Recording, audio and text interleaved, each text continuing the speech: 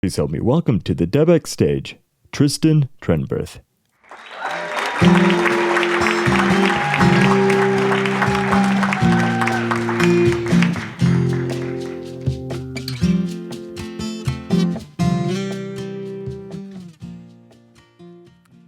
Imagine you're sitting around a campfire with a bunch of friends. The fire represents your potential, your goals, your dreams, and your ambitions. Some people toss logs onto the fire, fueling it, making it burn brighter. Others throw wet blankets on, dampening the flames. My question to you is, who are you sharing your campfire with? I believe most of us stick with familiar people. Childhood friends, family, and co-workers. They feel safe and familiar. We assume that proximity equals loyalty, and loyalty equals progress. But often it's these relationships that hold us back. A few years ago, I felt stuck. I was in a tech career, and the work just felt like a series of mundane tasks. I worked days, nights, and weekends with an unpredictable schedule that interrupted plans of my family and left me burnt out. I was constantly worrying about disappointing my kids if work was to call again. I was too busy to worry about health. I stopped working out and became complacent about what I was eating, and I gained weight. This was my life. But what made things worse was that those around me felt the same way. I felt like I was in a swamp being drawn down by the negativity. My circle was comfortable, but complacent. I began to see that this reinforced the belief that I was stuck. I didn't realize at the time, but I had surrounded myself with wet blankets. Surrounding ourselves with misaligned individuals drains our energy, slows our growth. Whether it's a family member who dismisses your goals or an old friend who just wants to talk about old glories. I led a real estate investing group here in Arizona, giving advice and partnering with people on their first deals. I found myself giving a lot of time and energy to this community.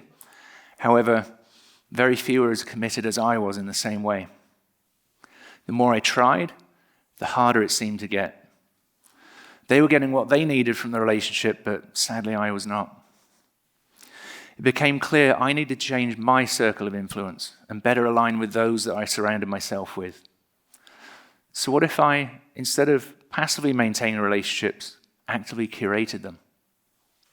I wanted to surround myself with people that challenged me, inspire me, and help me see new opportunities. In my own life, I've seen the power of intentional relationships, realized I needed allies to see my vision, but also highlight my blind spots. So I sought out coaches, joined masterminds, and cultivated friendships with those who were further down the path that I had chosen. The change was transformative.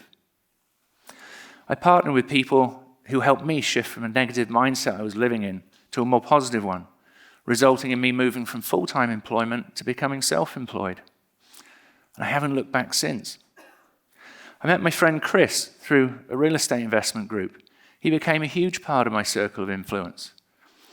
We partnered on my first fix and flip. I found the deal. He brought capital, the contractors, and I earned while I learned. This transformed the way that I thought about earning revenue in such a different manner from exchanging my time for money at my W-2 job.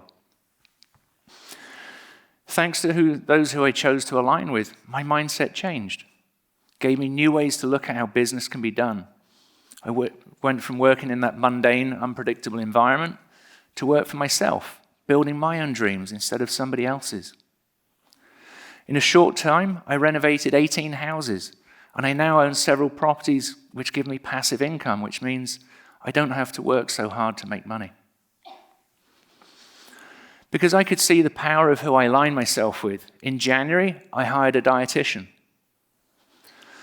With his guidance and my intention, the first week I lost a few pounds. Then it was 10 pounds, 20 pounds. 10 months later, I've lost 70 pounds.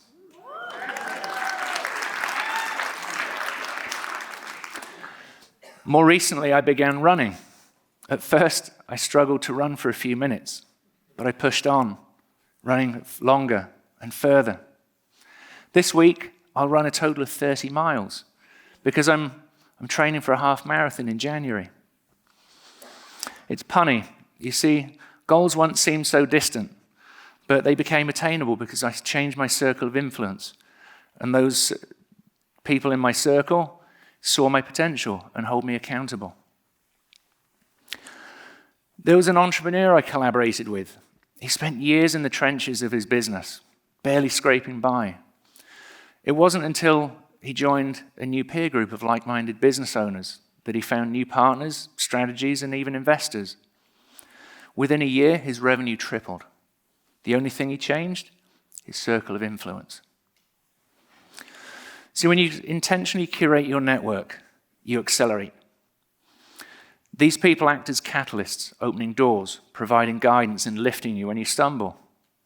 They help you maintain focus on your goals, especially when you face setbacks. So here's my challenge to you. Take a hard look at the people that you spend most time with.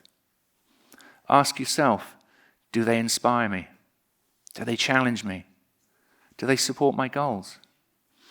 If any of those answers is no, it's time to make changes. Some people may be family or longtime friends.